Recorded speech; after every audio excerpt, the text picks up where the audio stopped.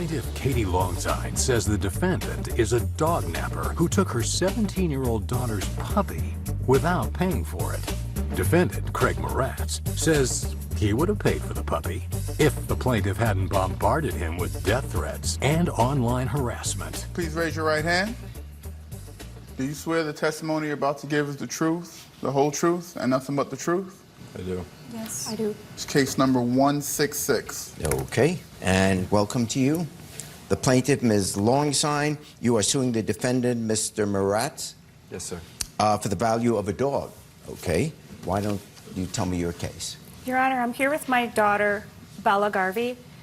She was involved earlier this year with the horrific life or death situation. Oh, sorry. And I thought it would be best if she bought a dog for emotional support. Yes.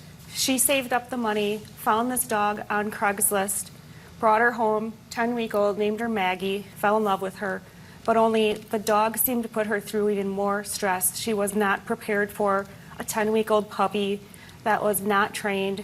So I thought it would be best if she sold the dog back on Craigslist. So she placed an ad, and later on that night, Mr. Moratz found the dog on Craigslist and asked if he could come over and see the dog. Yes. A couple pictures of Maggie. These are pictures that I took, and Oh, wow. Yeah. I really loved Maggie. I still love her. She was the absolute sweetest. Craig came over to our house to look at Maggie, and he decided that he wanted her. He told me he did not have money to pay for her up front. Okay. And we agreed that he would pay bi-weekly. And he first said that just a verbal contract. How much was the dog being sold for? $880. $880. And how much bi-weekly did you want him to pay? He made a spreadsheet saying the price. We didn't say that. We let him decide the weekly payments or bi-weekly payments. Okay, if I could see that. I came home from work that night, and I was expecting there to be $880, but there was no money. There was a contract, which she has. And I was pretty upset about it because my daughter is only 17. And I'm like, how can this even be legal? You were upset because your daughter, what are you doing? And you didn't get any money up front, and you're just, you know, so that was your response. But then, in fact, there was where I, Craig Moratz, agreed to pay a total of $880 in installments bi-weekly, and the address is there, the license number, phone number. So I told Mr. Moratz I would like the dog back. I do not agree with this. And he assured me, I will pay for this dog. This dog is going to a good home. And he said, if you'd like, I'll come up with a spreadsheet and email it over to you. Okay, if I could see that. Well, here it looks like 2 weeks, and then all of a sudden it was 200 the next week, then 280. Oh, so the spreadsheet here, the payments, it wasn't always 200. Sometimes it was more. Whatever Mr. Moratz came up with, I was okay with it. Oh, okay. So there was no dispute here? No. Oh, okay, good. So now we have a deal. Wonderful. Why are you all here? Well, Your Honor, I found the ad on Craigslist. And Yes. the title of the ad was Golden Retriever Puppy for Rehoming. I saw the pictures of the dog, and as you can see, it's a beautiful Adorable dog. What caught my eye first was the description. It said that nobody told me that having a dog would be this much responsibility. That's already a red flag. So I contacted the number that was on the... What is the red flag? The red flag that they shouldn't have a dog. Well, that's why they're selling it. Exactly. Like, they shouldn't have gotten a dog in the first place. Maybe they didn't know, particularly if it's a young person. Your first dog, you don't know what the response is, and you didn't know the backstory. So anyway, No, all right, you said it's a red flag. Got it. I reached out to the phone number that was listed on the ad. However, the name on the ad was Katie. So I contacted the number. We set up a time to meet, and it was that day at 6 o'clock on April 16th. Right. I immediately bonded with her, and I did it on purpose because I knew I wanted this dog the moment that I saw her. Sure. This dog does not listen to anybody else but me because I did primary training.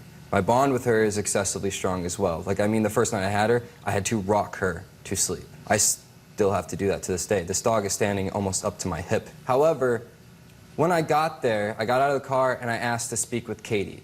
I still assumed at this time that Her name was Katie. And she probably said, that's my mom. No, I didn't find out until later that night when her mom called me. Okay, there's still no particular problem. They wanted to sell you the dog. You wanted to buy the dog. You talked to the mom, and you agreed. You signed. You sent them a plan. Have you paid any part of that? No, I have not. Duh. Why? Have you paid any part of that? No, I have not. Duh. Why?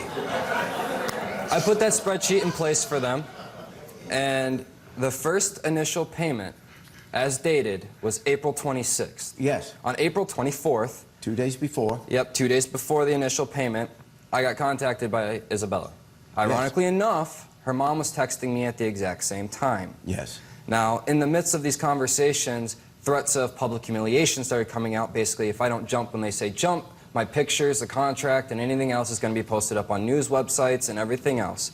I don't take kindly to be threatened. There were no threats. It was simply a scare tactic because we were worried that we were not going to be paid at all. Would you like to see the text messages? Yes. I also have them. Okay, I'll see them. On top of that, I had to file a temporary restraining order against her as well to get the death threats, phone calls to stop. Not from us. When I went to get the temporary restraining order put into place, the commissioner told me I did not have enough evidence or grounds to keep it permanent. So we went to this court date, and it caused Isabella even more emotional Okay. stress. Whatever the misunderstandings were, you bought the dog. You have the dog. You love the dog. You rock the dog to sleep every night.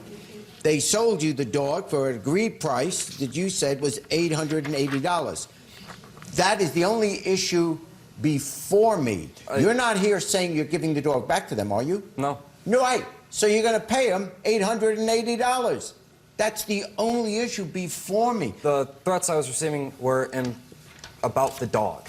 I was getting calls from numbers that were being blocked that I couldn't see, or give a call back saying, if I don't return the dog in a week, someone's going to break in my house, they're going to steal my car, someone's going to kill me. Those are the horrors, and I'm not making light of it. Those are the horrors of social media. But that's not the issue that's before me. You bought the dog. You said you'd pay $880. They gave you the dog. The dog is yours. Pay him the $880. Judgment for the plaintiff. Hey, YouTube, check out my new show, Judge Jerry. Now, for sneak preview and behind-the-scenes footage, subscribe to my channel now.